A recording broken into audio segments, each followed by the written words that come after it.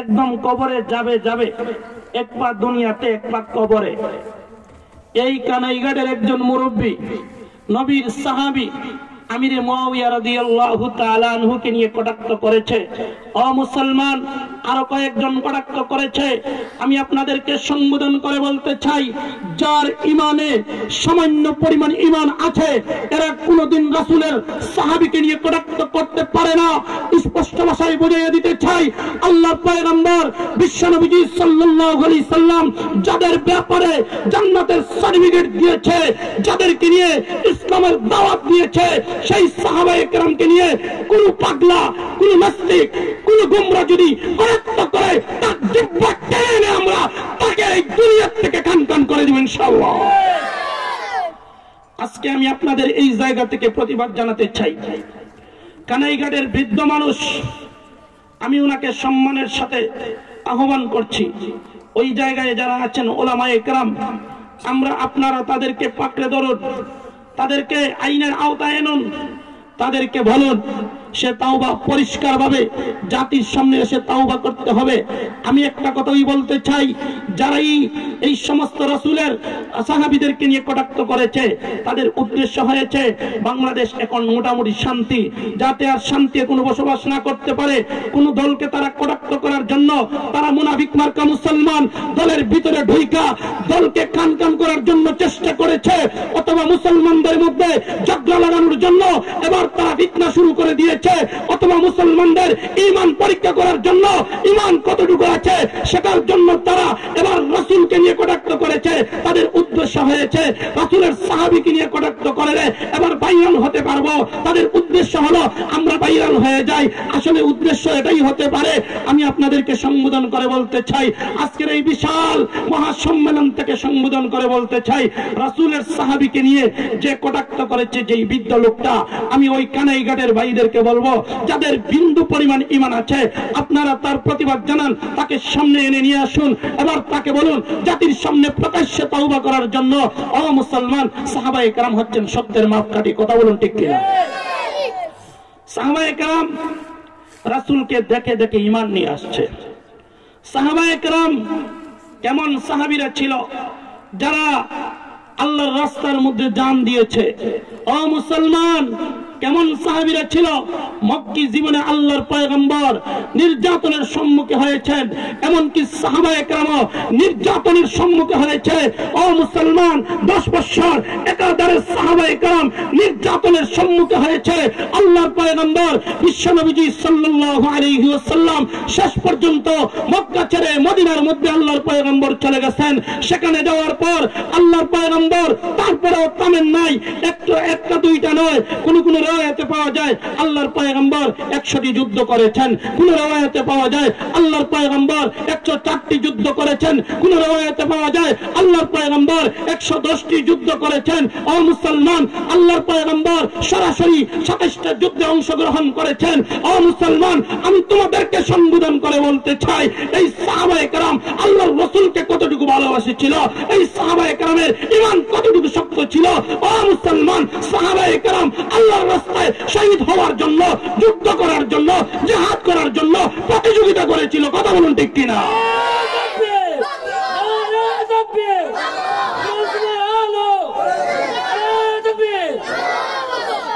আমার ভাইরা, নবীর কলিজার টুকরা সাহাবীকে নিয়ে যারাই ব্যঙ্গচিত্র করবে, এতে আওয়ামী লীগ হোক তোমাকে চাপ দেওয়া যাবে না, তুমি বিএনপি হও তোমাকে চাপ দেওয়া যাবে না, তুমি জাতীয় পার্টি হও তোমাকে চাপ দেওয়া যাবে না, তুমি জামাত হও তোমাকেও চাপ দেওয়া যাবে না। যে কোনো দলের হও, যেই মানুষ হও না কেন, যেই ব্যক্তি আমার রাসূলের সাহাবীকে নিয়ে কটাক্ষ করবে তাকে কোনো অবস্থায় চাপ দেওয়া যাবে না। আমরা কোন দলকে কটাক্ষ করে বলি নাই। তোমার দলের ভিতরে যদি এইরকম কুলাঙ্গার থাকে, তোমার দলের ভিতরে যদি এইরকম নাস্তিক থাকে, তোমার দলের ভিতরে যদি এইরকম ফাসিক থাকে, তোমার দলের ভিতরে যদি এইরকম শিরক করে নেওয়া থাকে, তোমার দলের ভিতরে যদি এমন কোন ব্যক্তি থাকে যে রাসূলকে নিয়ে কটাক্ষ করে, যে রাসূলকে সে গুনাহগার মনে করে, যে নবীর সাহাবীকে সত্যের মাপকাঠি মানে না, যে নবীর সাহাবীকে নিয়ে সমালোচনা করবে, আমি স্পষ্ট ভাষায় জানাইয়া দিতে চাই, তুমি তাদেরকে বহিষ্কার করে সমাজকে দেখাইয়া দাও যে আমরা তার সাথে হাত মিলাইয়া কিছু করি না। এটা স্পষ্ট করতে হবে। আমি ইসলামিক দল প্রত্যেকটাকে নিজের জীবনের চেয়ে বেশি ভালোবাসি। আমি কোন দলের বিরুদ্ধে কথা বলি না। এই সমস্ত ইসলামিক দলগুলাকে নষ্ট করার জন্য কিছু কুচক্রী মহল তারা কাজ করতেছে, যাকে উলামায়ে কেরাম যাতে ঐক্য হয়ে যায়, এই সুযোগে যেন ঐক্য না হতে পারে আমি সচেতন করে দিতে চাই।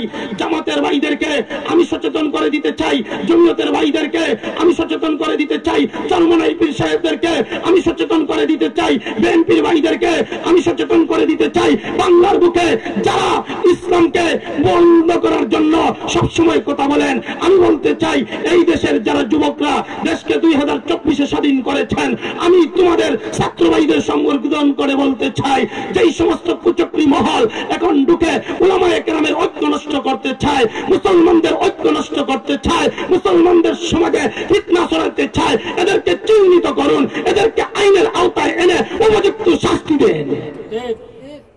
এরা আমাদের সমাজের মধ্যে ফিতনা ছড়াইতে চায়। আমরা যাদেরকে ভালোবাসি তাদের কাছ থেকে আমাদেরকে বিচ্ছিন্ন করে দিতে চায়।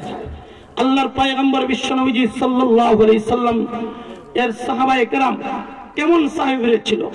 ও মুসলমান, দোষ থাকতে পারে, আমাদেরও দোষ ছিল, সাহাবীদেরও দোষ ছিল। দোষ ছিল না বিষয়টা এমন নয়। তারা ইসলাম ধর্ম যখন গ্রহণ করেছে অতীতের সমস্ত গুনাহ আল্লাহ মাফ করে দিয়েছেন। এমন কোন সাহাবী আপনি দেখাতে পারবেন না যেই সাহাবী তওবা করে নাই, এমন কোন সাহাবী পাবেন না যেই সাহাবী আল্লাহকে সন্তুষ্ট করে কবরে যায় নাই। ও মুসলমান, প্রত্যেকটা সাহাবী আল্লাহকে সন্তুষ্ট করেছে, প্রত্যেকজন সাহাবী রাসূলকে সন্তুষ্ট করেছে। ও মুসলমান, সাহাবীদের তওবা কেমন ছিল সেই তওবা যদি আপনি স্মরণ করেন আপনি আল্লাহর ওলিয়ে পরিণত হয়ে যাবেন। ও মুসলমান, সাহাবীদের ইতিহাস তালাশ করুন। প্রত্যেকজন সাহাবী আল্লাহর পয়গম্বরের একজন সাহাবীকে যদি আপনি অনুসরণ করেন, আল্লাহর জাতের কসম করে বলতে পারি ওই সাহাবীকে অনুসরণ করার কারণে আপনার জীবন ধন্য হয়ে যাবে ইনশাআল্লাহ। যে কোনো আদনা সাহাবী দেখেন, কোন সাহাবী কোন দিক দিয়ে কমতি নয়। ও মুসলমান, সাহাবায়ে কেরাম একেবারে নিম্ন স্তরের কোন সাহাবীকে যদি বের করা হয়, বর্তমান জামানার যেই সমস্ত কুলাঙ্গার গুলা সমালোচনা শুরু করে দিয়েছে, আমার নবীর সাহাবীকে নিয়ে কটাক্ষ করা শুরু করে দিয়েছে, আমি স্পষ্ট ভাষায় জানাইয়ে দিতে চাই এরা না পুরা দুনিয়ার সমস্ত ওলি আউলিয়া, এরা না পুরা দুনিয়ার গাউস কুতুব, সবাইকে যদি ঐক্যবদ্ধ করে এবার যদি একটা পাল্লার মধ্যে তুলে ধরা হয়, সাহাবায়ে কেরাম জিহাদের ময়দানে যাওয়ার সময় তার পায়ের মধ্যে যেই ধুলাবালু লেগেছিল সেই ধুলাবালুর সমান হবে না। কথা বলুন ঠিক কিনা? এমন সাহাবীদেরকে নিয়ে কটাক্ষ করেছে। আমি কানাইঘাটের ভাইদেরকে সম্বোধন করে বলবো, আল্লাহর জাতের কসম খেয়ে বলি তোমাদেরকে অন্তর থেকে ভালোবাসি। তোমরা যেই দলের হও না কেন, এখানে উলামায়ে কেরামের মারকাজ, এই জায়গার মধ্যে নবীর সাহাবীকে নিয়ে কটাক্ষ করা হবে, নবীর সাহাবীর সমালোচনা করা হবে, একটা কখনো বাংলার মুসলমান মেনে নিতে পারে না। বাংলাদেশের যে কোনো প্রান্তে হোক রাসূলের সাহাবীকে নিয়ে কটাক্ষ করতে পারবে না। একটাই সিদ্ধান্ত নেন, ও মুসলমান, রাসূলের সাহাবীকে নিয়ে কটাক্ষ করবেন, আপনার ঈমান কোথায়? আপনি তো ঈমান পাইছেন রাসূলের সাহাবী থেকে, আল্লাহর রাসূলের সাহাবী থেকে ঈমান পাইছেন। ও মুসলমান, আল্লাহর রাসূলের সাহাবীর সাথে আপনার ঈমান মিলানো হয়েছে। আল্লাহর পয়গম্বর বিশ্বনবী সাল্লাল্লাহু আলাইহি সাল্লাম বলেছেন আমার সাহাবীদেরকে তোমরা অনুসরণ করো, আমার সাহাবীকে তোমরা দেখো আমার সাহাবী কিভাবে চলাফেরা করেছে। ও মুসলমান, নবীর সাহাবীদের সম্পর্কে আল্লাহ তাআলা কোরআনের আয়াত নাযিল করে বলেন উলাইকা হুমুল মুফলিহুন উলাইকা হুমুর রাশিদুন উলাইকা আল্লাযীনা ইমতাহানাল্লাহু কুলুবাহুম লিত-তাকওয়া ওয়াস-সাবিকুনা السابقون أولئك المقربون رضي الله عنهم ورضوا عنه একবার চিল্লায়ে বলেন আল্লাহু আকবার।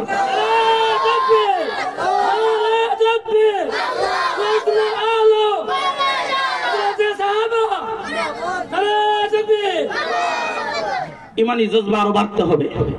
নবীর সাহাবীদের ঈমান কেমন ছিল? ও মুসলমান, আল্লাহর পয়গম্বরের সাহাবীদের মুখে ছিল আল্লাহু আকবারের ধ্বনি, হাতে ছিল তরবারি, মুখে বুকে ছিল কোরআন। যেখানে গিয়েছেন বাতিল শক্তি পলায়ন করতে বাধ্য হয়েছে। সেই ধারাবাহিকতায় ও মুসলমান, আজকে আপনি মুসলমান হয়েছেন, আপনি শান্তি বসবাস করতেছেন, আপনি কোরআন পেয়েছেন, আপনি রাসূলের সুন্নাহ পেয়েছেন। এক কথাই আপনাদেরকে বুঝিয়ে দিতে চাই, ও মুসলমান, যেই নবীর সাহাবী দ্বারা আপনি ঈমানের অধিকারী অধিকারী হয়েছেন। এই পর্যন্ত ইসলামের দাওয়াত নিয়ে সাহাবায়ে কেরাম এসেছিল, সাহাবীদেরকে দেইকা দেইকা তাবিঈনরা শিক্ষা করেছিল, তারপরে তবে তাবেঈন, তারপরে আইম্মায়ে মুজতাহিদিন। এক কথায় এই ধারাবাহিকতায় আমাদের উস্তাদবৃন্দ আমাদেরকে শিক্ষা দিয়েছি। আমরা আপনাদেরকে মাঠে ঘাটে মাহফিলে শিক্ষা দিয়ে থাকি। ও মুসলমান, সেই সাহাবীকে নিয়ে কটাক্ষ করবে কোন বাংলার যুগে এইরকম কোন নাস্তিকের ঠাঁই পাবে না ইনশাআল্লাহ। নবীর সাহাবীকে নিয়ে কটাক্ষ করবে, এটা কেমন মুসলমান? ও পয়গম্বর বিশ্ব নবীজি সাল্লাল্লাহু আলাইহি সাল্লাম সাহাবীদের সম্পর্কে কেমন কথা বলেছেন? আমার সাহাবীর সমালোচনা করা যাবে না, সাহাবীকে সত্যের মাপকাঠি মানতেই হবে। ও মুসলমান, যারা সাহাবায়ে কেরামকে সত্যের মাপকাঠি মানে না, ওরা মুসলমান নামের ভেজাল। কথা বলুন ঠিক কিনা? এরা সুরতে মুসলমান, বাস্তবে মুসলমান না। এখন যদি কেউ বলে যে আমি নবীকে সত্যের মাপকাঠি মানি, এটা ভুল। কারণ নবীকে সত্যের মাপকাঠি মানেন, নবীর সাথে যদি আপনার ঈমানের তুলনা করেন, নবীর কাজের সাথে যদি আপনার ঈমানের আপনার কাজকে মিলাই রাখেন। এবার আমি জিজ্ঞাসা করতে চাই, রাসূল তো 11 বিয়ে করেছে, কোন রওয়ায়াতে 9 বিয়ে করেছে, আপনি তো সেটা করতে পারবেন না। ও মুসলমান, রাসূলের শরীর থেকে গাম মুবারক যখন বের হইতো, এগুলা খুশবন্দি এমন হইতো মনে হইতো মিশকা আম্বর উনি পরিধান করে আসছে।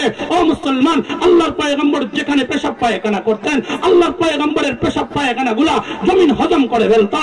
ও মুসলমান, এই আল্লাহর পয়গম্বরের যেই সমস্ত অনুসরণ করা মুসলমানদের সবগুলা সম্ভব না, কিন্তু সাহাবীদের পরিপূর্ণভাবে অনুসরণ করা সম্ভব। কথা বলুন ঠিক কিনা? রাসূলের সবগুলা অনুসরণ করা কি সম্ভব? বলেন না, সবগুলা অনুসরণ করা সম্ভব। কিন্তু সাহাবায়ে কেরাম রাসূলকে দেইকা দেইকা যেগুলা করেছিল, যেগুলা স্মরণ করেছিল, যেগুলা দেখে দেখে আমল করেছিল, ঠিক তদ্রুপ আমাদেরও সেই রকম আমল করতে হবে। একটা কথা আপনাদেরকে বুঝাইয়ে দিতে চাই, রাসূলকে সাহাবায়ে কেরাম কতটুকু ভালোবাসতেন দেখেন। একটা যুবক এবার এক সময় চিন্তা করলো, আজকের জামানায় যদি রাসূল দুনিয়াতে থাকতেন তাহলে রাসূলকে ভালোবাসতাম, রাসূলকে মহব্বত করতাম, নবীর সাহাবীর চেয়ে বেশি ভালোবাসতাম। এমন পর্যায়ে যখন বারবার এই সমস্ত কথাগুলো বলতেছে, এমন কি ডাক দিয়া বলে, রাসূলের শরীরটা পাইলে তেল মাখাইয়া দিতাম, আল্লাহর রাসূলের চুলটা পাইলে ভালো করে আছড়াইয়া দিতাম, আল্লাহর শরীরের মুখটা পাইলে একটু ক্রিম এমন কি সৌন্দর্য ব্যবহার করাইয়া দিতাম। একের পর এক কথা বলতেছে।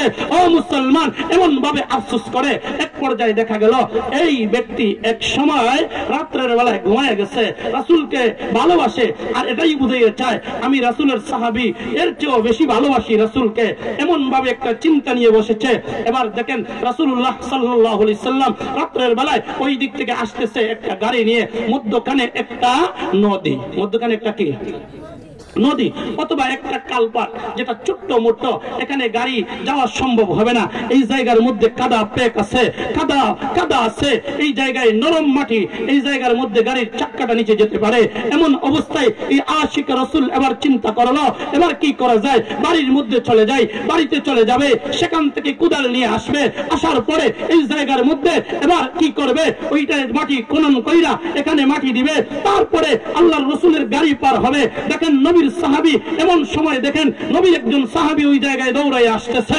আসার পরে দেখা যায় ওই জায়গায় কোনো কুড়াল লাগায় নাই, ওই জায়গায় কোনো মাটি লাগায় নাই। ও মুসলমান, নবীর সাহাবী এই কালপাট বনে গেছে, এই জায়গায় চিত হয়ে শুয়ে গেছে। বলেন সুবহানাল্লাহ।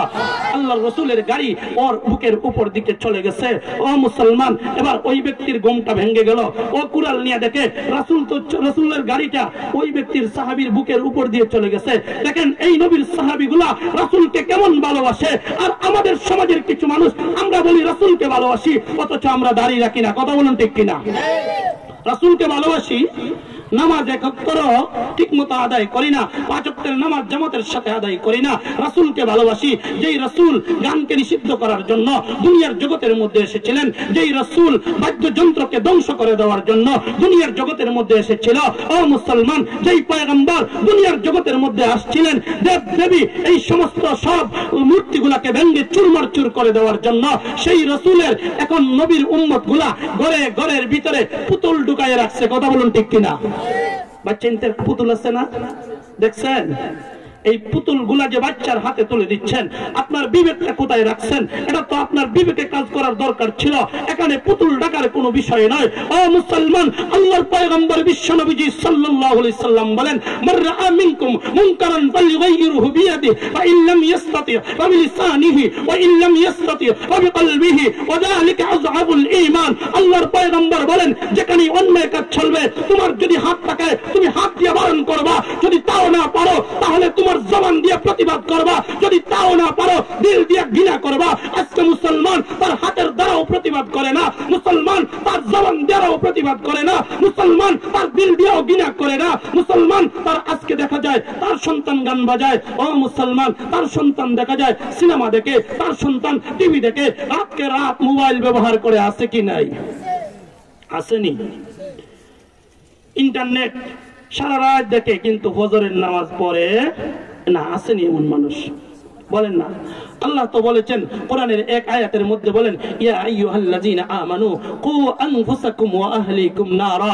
হে ঈমানদাররা, তোমরা নিজে জাহান্নামের আগুন থেকে বাঁচাও, তোমাদের পরিবার পরিজনকে জাহান্নামের আগুন থেকে বাঁচাও। ও মুসলমান, আমি আপনাদেরকে জিজ্ঞাসা করতে চাই, যেই রাসূল এসেছিলেন দুনিয়ার জগতে এই জাহান্নামী মানুষগুলোকে জান্নাতি বানিয়ে দেওয়ার জন্য, ও মুসলমান, যেই আল্লাহ কোরআনের আয়াত নাজিল করে জানাইয়া দিয়েছেন, ও মুসলমান তুমি নিজে জাহান্নামের আগুন থেকে বাঁচো, তোমার পরিবার পরিজন, তোমার আত্মীয় স্বজন, তোমার বংশধর, তোমার প্রতিবেশী, তাদেরকে তুমি জাহান্নামের আগুন থেকে বাঁচাও।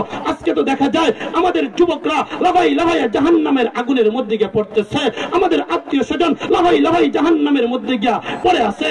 ও মুসলমান, আল্লাহ তাআলা জানাইয়া দেয়, আল্লাহ তাআলা জানাইয়া দেয় তুমি জাহান্নামের আগুন থেকে বাঁচাও, পরিবার পরিজনকে জাহান্নামের আগুন থেকে বাঁচাও। অথচ আমি নিজেও চিন্তা করি না, আমিও লাভাই আগে জাহান্নামের আগুনের মধ্যে পড়তেছি।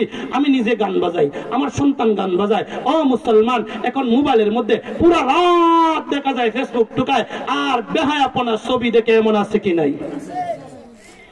আর হাজি সাহেবের কথা রাইকা দেয়, বিয়ের অনুষ্ঠান হইলে কেমন লাগে? হাজি করে, হাজি 3বার 4বার হজ কইরা আসে, কিন্তু ছেলের বিয়ের সময় গানের অনুষ্ঠান ছাড়া বিয়ে হয় না, গেট ছাড়া বিয়ে হয় না, মেয়ের বিয়ের সময় গানের অনুষ্ঠান না কইরা বিয়ে হয় না। ও মুসলমান, সারা জীবন হজ করেন, এই হজ আল্লাহর দরবারে কবুল হবে না। আপনি সারা জীবন তাবলীগ করেন, তাবলীগ কবুল হবে না। আপনি আগে আল্লাহর হুকুম নবীর তরিকা মতো জীবন পরিচালনা করেন। আজকে দেখা যায় আমাদের ঘরে ঘরে গানের অনুষ্ঠান, ঘরে ঘরে গানের অনুষ্ঠান। ও মুসলমান, এই গানগুলা এখন শিক্ষা অর্জন করে করে সন্তানগুলা লাভাই লাভাইয়া জাহান্নামের মধ্যে নিক্ষেপ হচ্ছে। কথা বলুন ঠিক কিনা? আজকে মুসলমান তার ঈমান হারানোর জন্য যত ষড়যন্ত্র আছে, প্রত্যেকটা ষড়যন্ত্র করা হচ্ছে। মুসলমানদের ঈমান কিভাবে ধ্বংস করা যায়, মুসলমানদের ঈমান যেন সে ঠিক মতো না রাখতে পারে, তার ঈমানটা যেন হারাইতে পারে, এই জন্য মুনাফিকরাও ষড়যন্ত্র করে, ইহুদি খ্রিস্টানরাও ষড়যন্ত্র করে। এক সময় আমরা রেখেছি টিভির গান, সিনেমার গান, এগুলা ছিল তখন টিভি দেখতে হইতো, এক বাড়ির মধ্যে গিয়ে বসতো 50-60 জন এক জায়গায় বসে টিভিগুলা দেখতো। কিন্তু এখন খ্রিস্টানরা এমন একটা চিন্তা করলো ঘরে ঘরে কিভাবে ঢুকানো যায়, যার কারণে এখন দেখা যায় মোবাইল, এমন একটা মোবাইল দিয়েছে যেই মোবাইলের মধ্যে টিভির সবকিছু আছে, সিনেমার সবকিছু আছে। কোনো কিছু করতে হলে অন্য কারো বাড়িতে যাওয়া সম্ভব না হলেও সে ঘরে বসে বসে এগুলো দেখতে পারে। কথা বলুন ঠিক কিনা? আমার ভাইরা, এই সব বের হয়েছে একমাত্র মুসলমানদের ঈমানকে ধ্বংস করার জন্য। আপনার এলাকায় মনে করেন সম্পত্তি আছে, একটা ঘরের ভিতরে ডাকাতরা চিন্তা করে ওই ঘরের ভিতরে ঢুকতে পারলে তাদের ডাকাতি কইরা এই সমস্ত মাল নিয়ে যেতে পারবো। মুসলমানদের একটা সম্পদ, এটা হচ্ছে দৌলতে ঈমান, ঈমানের উপর আর কিছু নাই। এই ঈমানকে ধ্বংস করার জন্য মুনাফিকরা একের পর এক ষড়যন্ত্র করছে, ইহুদি খ্রিস্টানরা একের পর এক ষড়যন্ত্র করছে। এই দেখেন কিছুদিন পরে পর রাসূলকে নিয়ে কটাক্ষ করে, কিছুদিন পর পর সাহাবীকে নিয়ে কটাক্ষ করে, কিছুদিন পর পর কোরআনকে নিয়ে কটাক্ষ করে। এবার কোরআন থেকে মুসলমানকে কিভাবে দূরে সরানো যায় একের পর এক ষড়যন্ত্র করা শুরু করে দিয়েছে। মুসলমানের হাতে হাতে এখন মোবাইল ঢুকে গেছে। ও মুসলমান, এই ষড়যন্ত্র নতুন না। আপনার আমার পয়গম্বর বিশ্বনবীজি সাল্লাল্লাহু আলাইহি ওয়াসাল্লাম যখন কোরআনের দাওয়াত দিয়েছিলেন তখনই তো এই ষড়যন্ত্র শুরু হয়েছিল। আপনাদেরকে বলতে চাই, সূরা লুকমানের 6 নম্বর আয়াতে আল্লাহ তাআলা বলেন, ওয়ামিনান নাসি মাইয়াশতারি লাহুল হাদিস। আল্লাহ তাআলা সকল ধরনের গানকে এই আয়াতের মাধ্যমে নাজায়েজ ঘোষণা দিয়েছেন। আমাদের সমাজের মধ্যে কিছু মানুষ যারা বাউল পার্টি চিনেননি আপনারা, যারা মুসলমানদেরকে ধোঁকা দেওয়ার জন্য আউল আর বাউল কিছু গ্রুপ আছে যারা গানের আয়োজন করে, রাসূলকে নিয়ে কটাক্ষ করে, গানে গানে রাসূলকে কটাক্ষ করে, গানে গানে কোরআনকে কটাক্ষ করে, গানে গানে উলামায়ে কেরামকে নিয়ে কটাক্ষ করে। আমাদের এই সিলেটের মধ্যে একটা কুলাঙ্গার ছিল যার নাম ছিল আমির উদ্দিন গায়ক, আপনারা জানেননি তার খবর? ওগো মুল্লাজি বিসমিল্লাহ জানেননি? বিসমিল্লাতে কয়টা মিম বা দেখি বলেন না, কয়টা রঙের পানি? ওগো মুল্লাজি, নাউজুবিল্লাহ বলেন না কেন? তার ঈমান আছে? বলেন না ঈমান আছে? এইটা যে শুনবে তারও ঈমান যাবে, যারা এটা মুখস্থ করবে তাদেরও ঈমান যাবে। কারণ হলো তোমার উদ্দেশ্য যদি সেটা থাকে, তুমি যদি এমন উদ্দেশ্যে মুখস্থ করো আর উলামায়ে কেরামকে কটাক্ষ করো, মেসাব তুমি বিসমিল্লাহ জানোনি, কয়টা মিম এরকম কথা বলো, তাহলে এর দ্বারা প্রমাণ হলো তুমি কোরআনকে নিয়ে কটাক্ষ করা শুরু করে দিয়েছো। ও মুসলমান, এই মুসলমানদের ঈমানকে ধ্বংস করার জন্য ষড়যন্ত্র শুরু হয়েছে। এখন থেকে নয়, আল্লাহর পয়গম্বর বিশ্বনবী সাল্লাল্লাহু আলাইহি সাল্লাম যখন মক্কার জমিনের মধ্যে দ্বীনের দাওয়াত দেওয়া শুরু করে দিয়েছে, তখন কোরআনের আয়াত এত সুন্দর করে আল্লাহর পয়গম্বর তখন তেলাওয়াত করতে পারতেন। আল্লাহর পয়গম্বরের মধুর কণ্ঠের তেলাওয়াত শোনার জন্য সবাই পাগল হয়ে গিয়েছিল, বলেন সুবহানাল্লাহ। আল্লাহর পয়গম্বর যখন মক্কার জমিনের মধ্যে দ্বীনের দাওয়াত দেয়, এমন অবস্থায় আল্লাহর পয়গম্বর কোরআন তেলাওয়াত করে, যে আল্লাহর পয়গম্বরের কাছে যায় সেই ব্যক্তির কোরআনের প্রতি ভালোবাসা তৈরি হয়ে যায়। বলেন চিল্লাইয়া সুবহানাল্লাহ। এই দুনিয়ার মুসলমান ভাইরা, আখিরি জামানার পয়গম্বর বিশ্বনবী সাল্লাল্লাহু আলাইহি ওয়াসাল্লাম যখন মক্কার জমিনের মধ্যে দ্বীনের দাওয়াত দেওয়া শুরু করে দিয়েছে, এমন সময় বেঈমান কাফেররা চিন্তা করে দেখলো আল্লাহর পয়গম্বর বিশ্বনবী সাল্লাল্লাহু আলাইহি ওয়াসাল্লাম কোরআনের আয়াত তেলাওয়াত করেন, এত মধুর কণ্ঠে কোরআনের আয়াত তেলাওয়াত করেন, সবাই পাগল হয়ে যায়। ও মুসলমান ভাইরা, বেঈমান কাফেররা ঐক্যবদ্ধ হয়ে গেল। মুসলমান এই জায়গার মধ্যে গিয়ে মুহাম্মাদের কোরআন তেলাওয়াত শুনে শুনে সবাই মুসলমান হয়ে যাচ্ছে। ওই মুহাম্মাদের কাছে যেন আর কেউ না যেতে পারে, এই জন্য তারা বয়কট করলো। একটা বৈঠকের মধ্যে সিদ্ধান্ত গ্রহণ করলো, এখন থেকে আর কেউ কোরআনের তেলাওয়াত শোনার জন্য কেউ যাবে না। ও মুসলমান ভাই গো, ভালো করে চিন্তা করে দেখেন, এমন অবস্থায় রাত্রের বেলায় যখন বাড়ির মধ্যে সবাই চলে গেছে, চারজন বড় বড় নেতা আবু জেহেল, উতবা, শয়বা, রবিয়া, এই চারজনের আর ঘুম লাগে না। রাত্রের বেলায় কোরআনের তেলাওয়াত শোনার জন্য আল্লাহর পয়গম্বর বিশ্বনবী সাল্লাল্লাহু আলাইহি ওয়াসাল্লামের কাছে কিভাবে যাবে, তারা এবার সিদ্ধান্ত নিল আজকে তো অন্য কেউ যাবে না, তাহলে আমরাই চলে যাই। এবার তারা ঐক্যবদ্ধ হয়ে এবার যখন এই দিন থেকে যাওয়া শুরু করলো, ও মুসলমান, কয়েকদিন এইভাবে আসা যাওয়া করলো, এলাকার মানুষরা জানতে পারলো এই চারজন নেতা আমাদেরকে নিষেধ করেছে, কিন্তু যদিও নিষেধ করে না কেন, কিন্তু তারা তো আবার যায়। শেষ পর্যন্ত তারা সমালোচনা করা শুরু করে দিল। ও মুসলমান ভাই, এমন একটি অবস্থায় তারা চারজন সিদ্ধান্ত নিলেন এখন থেকে আর আমরা যাব না, যেহেতু এলাকার মানুষ আমাদের ব্যাপারে সমালোচনা করে। এমন একটি অবস্থায় তারা চারজন সিদ্ধান্ত নিল তাহলে কি করা যায়। রাত্রের বেলা মুহাম্মাদের তেলাওয়াত শোনার জন্য যেতে হয়, দিলকে সান্ত্বনা দিতে পারি না, এর বিকল্প একটা রাস্তা বের করতে হবে। এমন একটি অবস্থায় তারা চারজন সিদ্ধান্ত নিল, নজর ইবনে হারেস, যিনি পুরা দুনিয়া সফর করে বিভিন্ন জায়গার মধ্যে ব্যবসার মধ্যে চলে যায়, ব্যবসা বাণিজ্য করে, তার কাছে গিয়ে বলতে হবে এর বিকল্প কিছু বের করা যায় কিনা। এবার পাঁচজন নেতা আবু জাহেল, উতবা, শয়বা, রবিয়া, এই চারজন আর নজর ইবনে হারেস, এই পাঁচজন মিলিয়ে এবার সিদ্ধান্ত নিলেন কি করা যায়। এমন একটি অবস্থায় তখন একটা সিদ্ধান্ত চলে আসলো, ও নজর ইবনে হারেস, তুমি তো পৃথিবীর বিভিন্ন জায়গায় সফর করো, ও নজর ইবনে হারেস, তুমি এবার যেই জায়গার মধ্যে গিয়ে গায়িকা পাইবা আর সাথে সাথে এর গানগুলোও পাইবা, এইগুলা সহ তুমি ক্রয় করে নিয়ে আসবা, যাতে মুহাম্মাদের কোরআন কোন মানুষ না শুনতে পারে, কোরআনের জন্য প্রচার না হতে পারে, মুসলমান যেন কেউ না হতে পারে, সেটার জন্য ষড়যন্ত্র করতে হবে, সেটার মোকাবেলা আমাদের এইগুলাকে দাঁড়াতে হবে। ও মুসলমান, স্পষ্ট ভাষায় বুঝিয়ে দিতে চাই, নজর ইবনে হারেস এবার পৃথিবীর বিভিন্ন জায়গা সফর করে, বিভিন্ন জায়গার মধ্যে যায়। ও মুসলমান, এক পর্যায়ে এক জায়গার মধ্যে গেল, সেই জায়গার মধ্যে যাওয়ার পর একজন বাদী পাইল, তার কণ্ঠটাও বড় সুন্দর। এবার পুঁতি কিনে পুঁতি গায়, এই মহিলা পুঁতি গায়। পুঁতি বুঝেননি? পুঁতি বুঝেননি? অতীতের যুগে রাজা বাদশার কিচ্ছা কাহিনী এমন ভাবে বানাইয়া বলবে, 100 কথার মধ্যে 1 কথা সত্য, বাকি 99% মিথ্যা বলে বলে মানুষকে কাঁদাবে। কথা বলুন ঠিক কিনা? এটাকে বলে পুঁতি। মুসলমান, এমন একটি অবস্থায় যখন নজর ইবনে হারেস ওই বাদীকে ক্রয় করে নিয়ে আসলো, এমন একটি অবস্থায় যখন ক্রয় করে নিয়ে আসছে, সাথে এবার পুঁতি নিয়ে আসছে। ও মুসলমান, এই পুঁতিগুলা এবার সুন্দর করে শোনাইয়া দেয়। এবার আশপাশের মানুষদেরকে ডাক দিয়া বলে, এখানে পুঁতি চলতেছে। নজর ইবনে হারেস এবার আবু জাহেল, উতবা, শায়বা, রবিআ, তারা সবাই ঐক্যবদ্ধ হয়ে মানুষের কাছে চলে যায়। যারাই রাসূলের পরিমাণ নিয়ে আসবে, যারাই আল্লাহর রাসূলকে পছন্দ করে, তাদের কাছে গিয়ে বলবে, তোমরা মুহাম্মদের কাছে যাও কেন? মুহাম্মদ তো কোরআনের তেলাওয়াত শোনায়, কিন্তু তার কাছে আরো কিছু কাজ আছে। সে নামাজের নির্দেশ দিবে, সে বলবে নামাজ পড়ার জন্য, সে বলবে যাকাত দেওয়ার জন্য, সে বলবে হজ পালন করার জন্য, সে আরো ইসলামের অনেক বিধান লাগাইয়া দিবে, সে বলবে পর্দা পালন করার জন্য।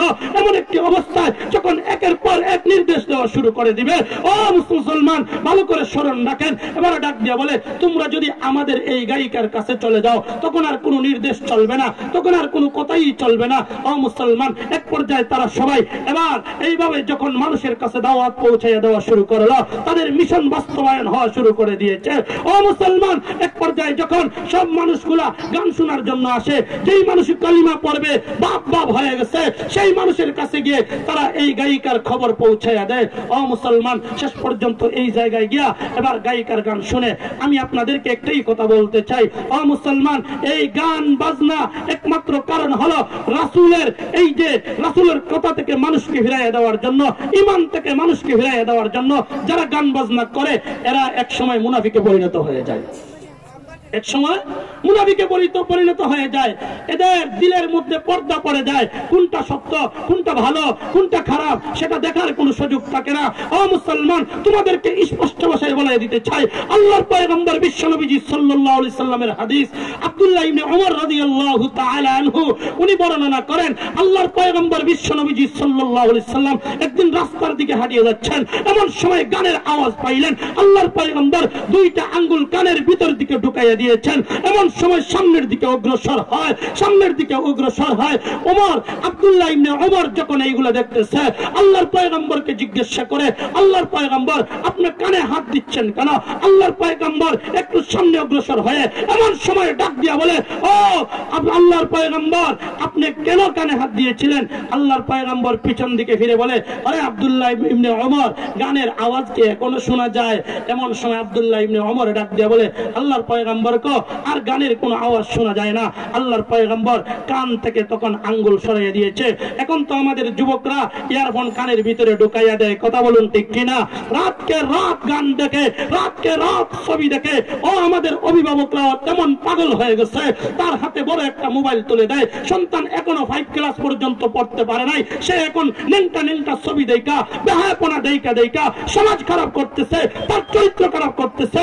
ও মুসলমান, দেখা যায় এখন মেট্রিক পরীক্ষায় ওঠার পর ফেল মারে, এমন আছে কিনা সমাজে? কথা বলেন, আছে কিনা? এর একমাত্র কারণ হলো আমাদের অভিভাবকরা 1 নম্বর দায়ী। আল্লাহর পয়গম্বর বলেছেন, আলা কুল্লুকুম রাঈন ওয়া কুল্লুকুম মাসউলুন আন রাইয়াতিহি, তোমরা প্রত্যেকই দায়িত্বশীল, তোমাদের সম্পর্কে জিজ্ঞাসা করা হবে, তোমাদের অধীনস্থ সম্পর্কে জিজ্ঞাসা করা হবে। তুমি কিভাবে জীবন পরিচালনা করেছিলা, তোমার আত্মীয়স্বজন কিভাবে পরিচালনা করেছিল, তোমার অধীনস্থরা কিভাবে পরিচালনা করেছিল, এইগুলোর সব জবাব দিতে হবে। আমি একটাই কথা বলতে চাই, ও মুসলমান ভাইয়েরা, আমাদের এখনো সচেতন হওয়ার দরকার। বিবাহ শাদীর মধ্যে গায়ে হলুদ না হইলে আমরা বিবাহ হয় না, গেট না রঙাইলে আমাদের বিবাহ শাদী হয় না। এক কথাই বুঝাইতে চাই, ও মুসলমান সমাজ এখন চতুর্দিকে এবার বিপদগ্রামী হয়ে যাচ্ছে। এর একটাই কারণ হলো মুসলমান এখন কোরআন মোতাবিক জীবন পরিচালনা করে না, মুসলমান এবং রাসূলের সুন্নাহ মোতাবিক জীবন পরিচালনা করে না, যার কারণে মুসলমান একের পর এক বিপদের সম্মুখীন হয়ে যাচ্ছে। সমাজ পরিবর্তন করুন ও মুসলমান, রাষ্ট্র পরিবর্তন হয়, রাষ্ট্রের নেতা পরিবর্তন হয়, চেয়ারম্যান পরিবর্তন হয়, মেম্বার পরিবর্তন হয়, কিন্তু আমাদের চরিত্র পরিবর্তন হয় না। কথা বলুন ঠিক কিনা? যতই পরিবর্তন করে না কেন, নিজে পরিবর্তন হতে হবে, নিজের চরিত্র পরিবর্তন করতে হবে, সমাজ থেকে হিংসা দূর করতে হবে, অহংকার দূর করতে হবে। এখন মৌলবী মৌলবীর বিরুদ্ধে হিংসা করে, ডাক্তার ডাক্তারের বিরুদ্ধে হিংসা করে, মুরব্বী মুরব্বীর বিরুদ্ধে হিংসা করে। ও মুসলমান, এইগুলো যতক্ষণ না পর্যন্ত দিল থেকে তাকাব্বুরি দূর করছেন না, হিংসা থেকে দিল পবিত্র করছেন না, যতক্ষণ না পর্যন্ত নিজের চরিত্র পরিবর্তন না করতে পারবেন, যতই চিল্লান না কেন সমাজ পরিবর্তন হবে না, সমাজ পরিবর্তন হবে না। এই সমাজ পরিবর্তন করতে হলে নিজে পরিবর্তন হতে হবে।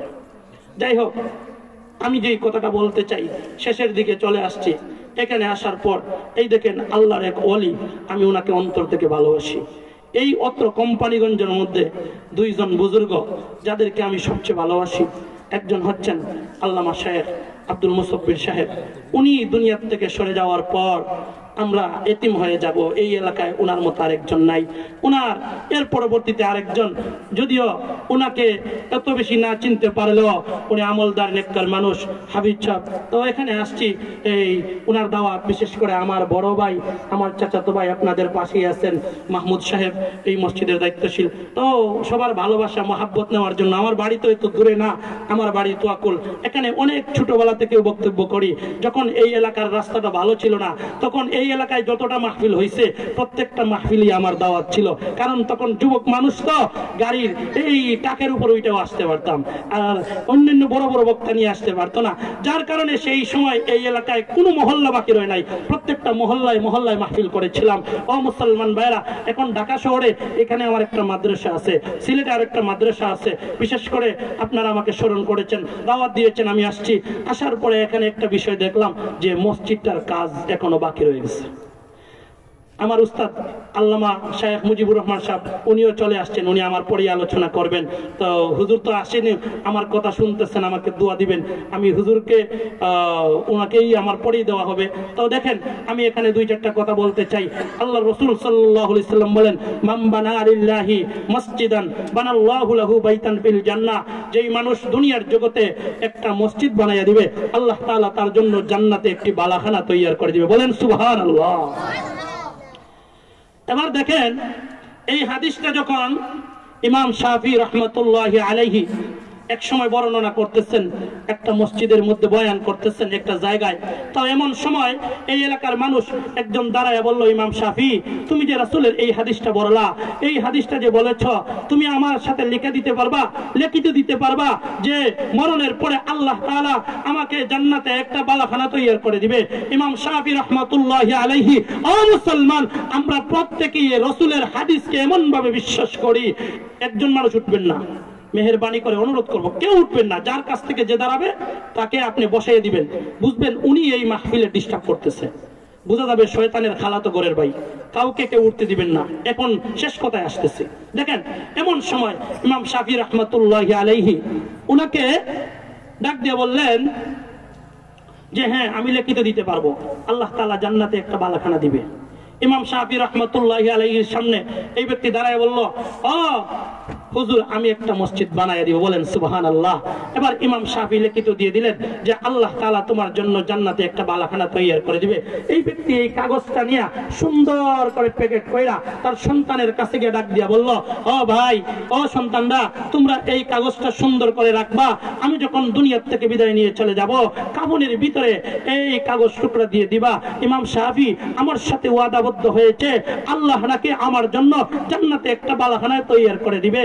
এই জন্য আমার ঘর বানাবো না, আমি আল্লাহর ঘর বানাইয়া দিব। এমন অবস্থায় ইমাম শাফির এই লিখিত কাগজটা নিয়ে ঘরে রাখছে। কিছুদিন পরে ওই ব্যক্তি দুনিয়া থেকে বিদায় নিয়ে চলে গেল। এমন সময় ইমাম শাফি রহমতুল্লাহি আলাইহি এই মসজিদের ইমাম সাহেব এমন সময় ফজরের নামাজ পড়ানোর জন্য যখন এই জায়গার মধ্যে গিয়েছেন, যাওয়ার পরে ফজরের নামাজ পড়াইবে এমন একটি মুহূর্তে দেখে উপর থেকে একটা কাগজ পড়ছে। এবার সাথে সাথে এই কাগজটা হাতের মধ্যে নেয়, নেওয়ার পরে এমন সময় তাকায়া দেখে, এমন একটা অবস্থায় দেখে এই কাগজের মধ্যে লেখা দুনিয়ার কোনো কালে দিয়া লেখা নয়, দুনিয়ার কোনো মানুষের লেখা নয়, এমন কোনো আকৃতিও নাই, এত সুন্দর আকৃতি দিয়া লেখা যে ইমাম শাফি তুমি যে ওয়াদা করেছিলা রাসূলের হাদিস নিয়া, মান বানা লিল্লাহি মসজিদান বানাল্লাহু লাহু বাইতান ফিল জান্নাহ, যেই ব্যক্তি দুনিয়ার জগতে একটা মসজিদ বানায় দিবে আল্লাহ তাআলা তার জন্য জান্নাতে একটা বালাখানা তৈরি করে দিবে। আল্লাহ তাআলা তোমার এই লেখাকে পরিপূর্ণ কইরা, এই লেখার ওয়াদাকে পূর্ণ কইরা তাকে আমি আল্লাহ তাআলা একটা জান্নাতে বালাখানা দিয়েছি। বলেন সুবহানাল্লাহ। দৃষ্টান্ত স্বরূপ আরো দুই একটা কথা বলি। বাদশাহ হারুনুর রশিদের জামানায় স্বপ্নের মধ্যে দেখলেন কে যেন এসে বলতেছে, ও বাদশাহ হারুনুর রশিদ তুমি একটা মসজিদ বানাও। কথাটা বুঝতেছেন নি? বাদশাহ হারুনুর রশিদ সিদ্ধান্ত নিল যে আমি একটা মসজিদ বানায় দিব। ও মুসলমান, এমন সময় বাদশাহ হারুনুর রশিদ যখন মসজিদ বানানোর জন্য সিদ্ধান্ত নিয়েছে, সবাইকে বলতেছে তোমরা দান খয়রাত করো, সবাই বড় অঙ্কে দান খয়রাত করলো। একজন মহিলা কিন্তু সে গরিব মানুষ, অন্য কারো হাতে দিতে চায় না, অল্প কিছু টাকা সে ম্যানেজ করে নিয়ে বাদশাহ হারুনুর রশিদ সাহেবের কাছে চলে গেল। এমন একটি অবস্থায় বাদশাহ হারুনুর রশিদ সাহেব দেখলেন 1 টাকা অথবা 1 দিরহাম এমন অবস্থায় তার হাতে দিতে চায়। এমন সময় বাদশাহ হারুনুর রশিদ উনাকে ধমক দিয়ে বললেন, চলো তুমি এই জায়গা থেকে সরে যাও, তুমি অন্য কারো হাতে দিতে পারতা, 1 টাকার জন্য আমার কাছে চলে আসছো। মহিলা এবার চুপচাপ বাড়ির মধ্যে চলে গেল। ও মুসলমান, এবার বাড়িতে মধ্যে যাওয়ার পর কিছু চুনা বাজারের মধ্যে গিয়া 1 টাকায় কিছু চুনা ক্রয় করলেন। এবার এই যে মসজিদটা সুন্দর করে রং মারা হয়েছে, এবার কিছু চুনা ক্রয় কইরা চুনাটাকে ভালো করে এবার মাখায়া এবার ওই জায়গায় গিয়া দেওয়ালের মধ্যে লাগাইয়া দিচ্ছে। বাদশাহ হারুনুর রশিদ রাত্রের বেলায় ঘুমিয়ে গেছে। এমন সময় দেখে হাসরের ময়দান হয়ে গেছে, উনাকে জান্নাতের দিকে নিয়ে যাওয়া হচ্ছে। এবার দেখা যায় তাকে জান্নাতের বালাখানা দেখানো হয়। শেষ পর্যন্ত কে যেন ডাক দিয়ে বলে, চলে আসো, তোমার পাশে আরেকটা জান্নাতের বালাখানা দেখা যায়। এবার যখন সেই জায়গার মধ্যে নিয়ে যাওয়া হচ্ছে, সেখানে যাওয়ার পর উনি তাকায়া দেখে এমন সুন্দর একটা বালাখানা, আর উনি একটা তাজমহলের মধ্যে বসে আছে। একজন মহিলা যাকে ধমক দিয়েছিল সেই মহিলা এই জান্নাতের মধ্যে বসে আছে। এমন অবস্থায় ওনার ঘুম ভেঙে যায়। শেষ পর্যন্ত সকালবেলা সবাইকে, সরকারের বাহিনী সবাইকে ডাক দিয়ে বললেন, যাও তোমরা এই মহিলাকে নিয়ে আসবা। মহিলার কাছে চলে গেছেন লোকজন। এবার গিয়া বলতেছে, মা গো, বাদশাহ হারুনুর রশিদ ডাকাইছে, তুমি নাকি ওই জায়গার মধ্যে যাইবা, তুমি যেতে হবে। এবার এই মহিলা চিল্লাইয়া কাঁদে, আমি মনে হয় একটু চুনা লাগাইয়া দিয়েছিলাম, যার কারণে হয়তো বাদশাহ জানতে পারছে, আমাকে মনে হয় উপযুক্ত শাস্তি দেওয়া শুরু করবে। এবার আসতেছে না। শেষ পর্যন্ত এই লোকগুলা ডাক দিয়া বলল, হ্যাঁ তুমি কাইদো না, তোমাকে বাদশাহ মারবে না, তুমি চলে আসো। শেষ পর্যন্ত ওনাকে ধৈর্য নিয়ে আসলেন বাদশাহর কাছে। বাদশাহ এবার ওনার পাশে চেয়ারে বলল, এই জায়গার মধ্যে তুমি বসে যাও। বলেন না সুবহানাল্লাহ। মহিলা এবার ডাক দিয়া বলে, আমাকে নিয়ে মজা করছেন, আমাকে নিয়ে মজা করতেছেন, আমি এই জায়গায় বসবো না কেন, বিষয় কি আপনি আমাকে খুলে বলেন। বলে না, আল্লাহ তাআলা তোমার জন্য একটা জান্নাত বানিয়ে রাখছে, তুমি আমার কাছে বসো। মহিলা ডাক দিয়ে বলে, তুমি হয়তো আমাকে নিয়ে মজা করতেছো, বিষয়টা মনে হয় এমন হবে। এবার মহিলা ডাক দিয়ে বলে, হ্যাঁ বাস্তবই বলছেন। বলে হ্যাঁ বাস্তবই বলছি, তুমি আমার কাছে বসো মা, আমি তোমার সাথে কোনো বেয়াদবি করবো না। এবার বিষয়টা বুঝো, আমি রাত্রের বেলা এইভাবে স্বপ্নে দেখেছিলাম, তুমি কি কাজটা করছো এটা একটু ভালো করে বুঝাইয়া বলো। এবার এই মহিলা ডাক দিয়া বলে, ও বাদশাহ হারুনুর রশিদ, আমার টাকা যখন আপনি 1 টাকা, ছোট্ট একটা টাকা গ্রহণ করেন নাই, আমি আল্লাহর কাছে কাঁদছিলাম, আল্লাহ আমার সামর্থ্য নাই, আমি একটা দিরহাম নিয়ে আমি গিয়েছিলাম বাদশার কাছে, কিন্তু বাদশাহ আমার এই দিরহামটা গ্রহণ করে নাই। মালিক, তোমাকে খুশি করার জন্য 1 দিরহামের বিনিময়ে যা চুনা পেয়েছি এই চুনাগুলো তোমার রাস্তায় দিয়ে দিলাম। এবার এই চুনাটা লাগাইয়ে দিয়েছিলাম, এই জন্য মনে হয় আপনি আমাকে শাস্তি দিবেন। বাদশাহ হারুনুর রশিদ চকুর পানি ছেড়ে দিয়ে বলে, মা গো, তোমার এই অল্প দানটা আল্লাহ কবুল কইরা আমাকে যেমন ভাবে জান্নাতে একটা বালাখানা দিয়েছে, তোমাকে আল্লাহ তাআলা জান্নাতে একটা বালাখানা তৈরি করে রেখে দিয়েছে। বলেন চিল্লাইয়া সুবহানাল্লাহ। আপনারা জান্নাতে যাইতে চান? বলেন না। এই মসজিদটা হচ্ছে কার ঘর? আল্লাহর ঘর। কার ঘর? তাজিউল কুজ্জা ইমাম আবু ইউসুফ রহমাতুল্লাহি আলাইহি উনার জামানায় একটা ঘটনা ঘটেছিল। এটা 1 মিনিটে বলি। দেখেন, ওই জামানার বাদশাহ তার বউকে 3 তালাক দিছে। কয় তালাক? 3 তালাক। এই শর্তে দিছে, তুমি যদি আজকে সন্ধ্যার ভিতরে আমার এই রাজত্বের এরিয়া ছেড়ে যেতে না পারো তাহলে তোমার 3 তালাক। এবার বাদশাহ অনেক বড় তার এরিয়া, একদিন না 1 মাস হাঁটলেও এই এরিয়া ছেড়ে যেতে পারবে না, ওই এলাকা ছেড়ে যাওয়া কোনো সম্ভব না। আচ্ছা, মনে করেন আপনাদের এই আহমদাবাদে একজন যদি ডাক দিয়ে বলে তার স্ত্রীকে, তুমি এই এলাকা ছেড়ে এই সিলেট বিভাগের ভিতরে তুমি থাকতে পারবে না, যদি সন্ধ্যা পর্যন্ত থাকো তাহলে বিনা তালাকে তালাক হয়ে যাবে। আচ্ছা বলেন, গাড়ি দিয়ে গেল সিলেট বিভাগ আজকের রাত্রের ভিতরে শেষ করতে পারবে? পারবে না। কেন? এটা অনেক লম্বা রাস্তা। ও মুসলমান, এবার চিন্তা করে দেখেন, ও মুসলমান, সেই সময় তো গাড়ি ছিল না, সেই সময় ছিল উটের উপর সওয়ার করা, ঘোড়ার উপর সওয়ার করা। এমন একটি অবস্থায় সেই জামানার বাদশাহ যখন এইভাবে বলল, তুমি এই এরিয়া আমার রাজত্বে যতটুকু আছে এইগুলা তুমি সন্ধ্যার আগে আগে ছেড়ে যেতে হবে, এমন একটি অবস্থায় এবার বাদশাহ সাহেব উনি তো এবার সেই জামানায় আলেমদেরকে সম্মান দেওয়া হইতো, আলেমদেরকে সম্মান দেওয়া হইতো। এখন করতে বাদশা না, সামান্য একটু কেডার হইলে হুজুরকে ডাক দিয়ে বলে আমার বাসায় চলে আসবা, আমার কথা শুনতে হবে, ইমামকে চাকরের মতো ব্যবহার করা হয়। ও মুসলমান, সেই জামানার উলামায়ে কেরামের সম্মান কেমন ছিল?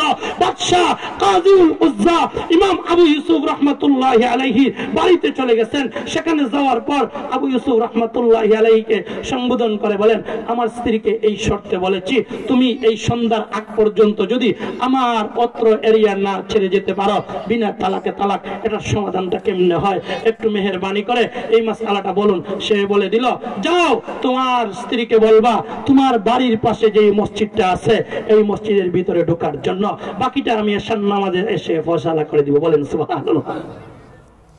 ইমাম আবু ইউসুফ রাহমাতুল্লাহি আলাইহি এবার যখন এশার নামাজের সময় আসছেন নামাজ পড়ার জন্য, এমন একটি অবস্থায় ইমাম আবু ইউসুফ রাহমাতুল্লাহি আলাইহি এই জায়গার মধ্যে আসছেন, লক্ষ লক্ষ মানুষ এই জায়গায় জমা হয়ে গেছে।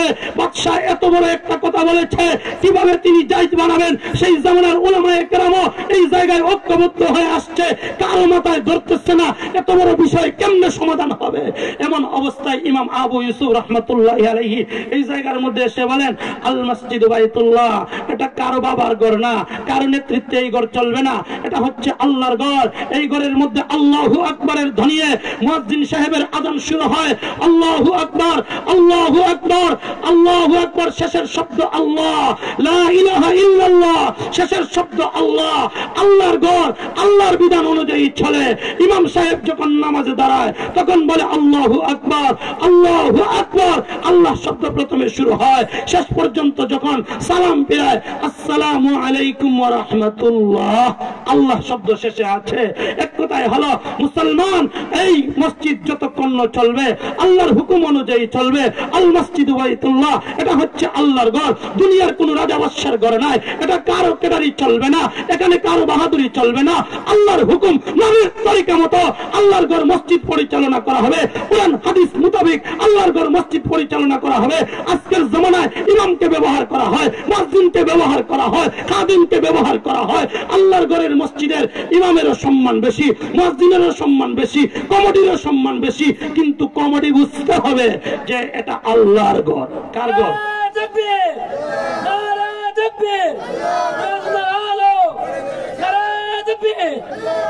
এই জন্য বুঝাইতে চাই এটা আল্লাহর ঘর। আল্লাহর ঘর অল্প কিছু দান করে আল্লাহ তাআলা বিনিময়টা বড় দেয়। এবার কারা কারা আছেন আল্লাহর ঘর মসজিদের এখনো সাদ হয় নাই, আল্লাহর ঘর মসজিদের চতুর্দিকে বাউন্ডারি এখনো বেড়া হয় নাই, আল্লাহর ঘর মসজিদের অনেক কাজ। আল্লাহ যদি জিজ্ঞাসা করে, বান্দা তোমার বাড়ির পাশে বিল্ডিং ছিল কিন্তু আমার ঘরটা ল্যাম্পটা ছিল, তুমি এটাকে ঘুরাইতে পারো না, ভালো কাপড় দিয়ে ঘুরতে পারো না, এখানে তো ইট নাই, ইট লাগাইয়া দাও, তুমি এগুলো তো করতে পারতা, তোমার তো সম্পত্তি কম ছিল না। ও মুসলমান, আল্লাহর পয়গম্বর যখন সাহাবীদেরকে সম্বোধন করে যা বলেছিলেন, সাহাবায়ে কেরামরা দান খয়রাত করতে বাধ্য হয়েছিল। সময় লম্বা হয়ে যাবে, না হইলে দান খয়রাতের ফজিলত বলতে পারতাম। এইদিকে আমি যাচ্ছি না, আমি আপনাদেরকে বলতে চাই কে আছেন নবীর নবীর যে হাদিস, মান বানা লিল্লাহি মাসজিদান বানাল্লাহু লাহু বাইতান ফিল জান্নাহ, দুনিয়ার জগতে কেউ যদি একটা মসজিদ বানায় আল্লাহ তাআলা তার জন্য জান্নাতে একটা বালাখানা তৈরি করে দিবে। কোন আল্লাহর বান্দা আছেন এত বড় আশা নিয়ে সর্বপ্রথম 10,000 টাকা আল্লাহর ঘর মসজিদে দান করবে? কে আছেন বলেন? বলেন 5-7 মিনিটের ভিতরে। আমার উস্তাদ এখানে, আসলে আমি এখানে বেশি লম্বা কথা বলতে পারবো না, আমি আরেকটা মাহফিলে যাব, এই জন্য তাড়াহুড়া করতেছি। আর বিশেষ করে হুজুর এখানে আমার উস্তাদ, আর আমি এই জায়গায় এত লম্বা আলোচনা